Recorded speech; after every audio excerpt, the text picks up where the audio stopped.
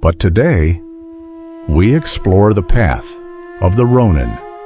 You are a ventriloquist's dummy, a hollow shell filled with the echoes of everyone else's expectations, opinions, and approval. You call it being considerate. I call it spiritual suicide. You have no soul of your own because you have rented out every corner of your mind to the highest bidder of validation. You dress for them. You speak for them. You even think for them. You are the validation addict. A ghost in a man's suit, wandering through a life you didn't build, terrified that if you stop performing, the audience will leave and you will be forced to face the screaming silence of your own vacancy. The paradox is your cage. By trying to be everything to everyone, you have become absolutely nothing to yourself. You are a mirror that only exists when someone stands in front of it. There is a mystery in your failure, a hidden void where your will should be, that you bury under a mountain of digital likes and social nods. You are addicted to the gaze of others because you are too cowardly to look at yourself. You are a masterless slave, serving 1,000 faceless deities in exchange for the scrap of a compliment. The ancient standard of the Ronin was not just about being masterless. It was about being self-contained. It was the realization that the only true sovereignty exists within the iron walls of one's own character. Modern decay has turned you into a leaf in a storm, desperate to be caught by any passing hand. You have mistaken consensus for truth. You have mistaken popularity for purpose. You are spiritually bankrupt, and your only currency is the shifting, unreliable opinion of people who do not even know their own names. Tomoe Gozen did not seek a seat at the table. She built her own fortress in the middle of the slaughter. In 1184, at the Battle of Awazu, the air was a thick, choking fog of horse sweat, churned mud, and the metallic sting of fresh blood.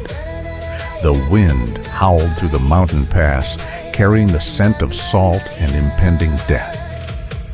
Tomoe was not a woman trying to fit into a man's war. She was a force of nature that the world had no choice but to recognize. She took orders from the fire in her blood and the weight of her own bow. She sat atop her massive warhorse, the weathered amber silk of her robes fluttering like a dying flame against a gray sky. She could feel the vibration of the wooden bowstring against her thumb, a tension that mirrored her own soul.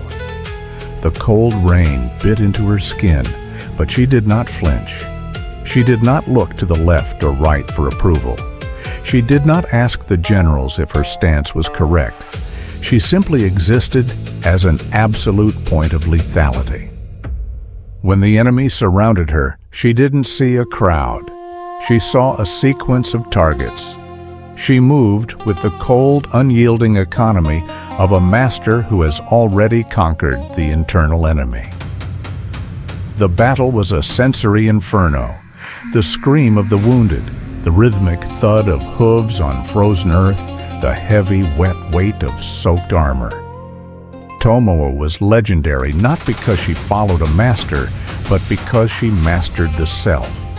Even when her lord, Kiso Yoshinaka, told her to flee the field so he could die in peace, she did not beg for his validation. She stayed. She hunted. She found the strongest enemy on the field, rode him down, pinned him against her saddle, and took his head as a final testament to her own power.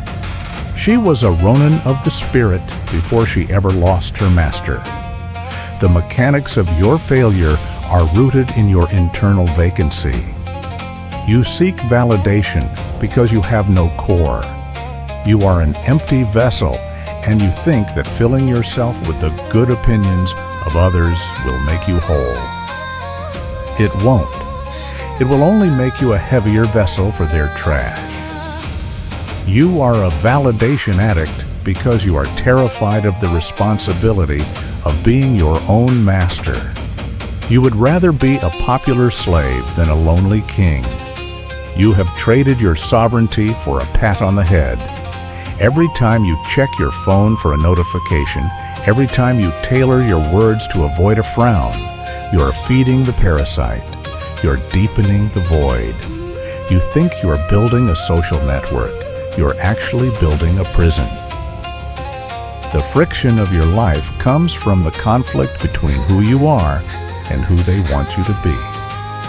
But since you don't know who you are, the friction is just a slow, grinding erosion of your spirit.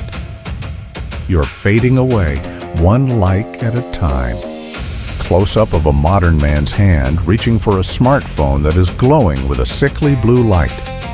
As he touches it, his fingers begin to shatter like glass, revealing a weathered amber fire beneath the surface. This represents the breaking of the addiction.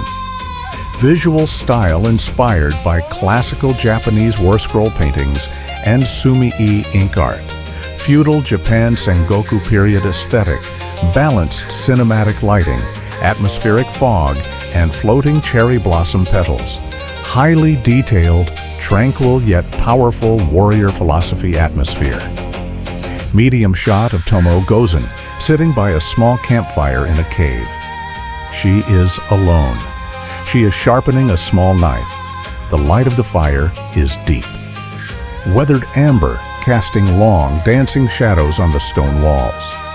Her expression is one of peace, the peace of the masterless. Visual style inspired by classical Japanese war scroll paintings and sumi-e ink art, feudal Japan Sengoku period aesthetic, balanced cinematic lighting, atmospheric fog, and floating cherry blossom petals. Highly detailed, tranquil yet powerful warrior philosophy atmosphere. A minimalist sumi-e illustration of a single weathered amber Ronin flag standing alone in a field of snow. The background is a textured, aged parchment. An aggressive amber ink wash creates a power-up aura around the base of the flag. No people are visible, only the symbol of masterless sovereignty.